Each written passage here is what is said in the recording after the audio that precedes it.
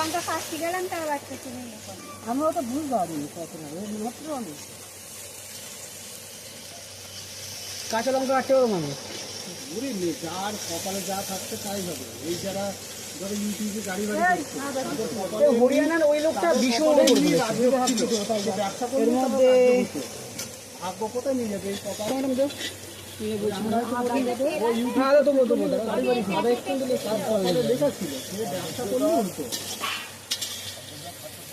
কাঁচা তেল দিও না, কাঁচা তেল দিও না।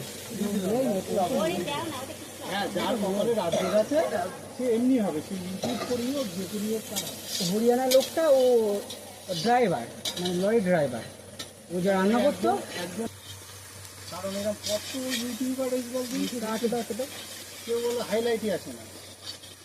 না, ও যারা ইনকাম করে ভীষণ ইনকাম করে, খাটতে হবে তার পিছনে এবার।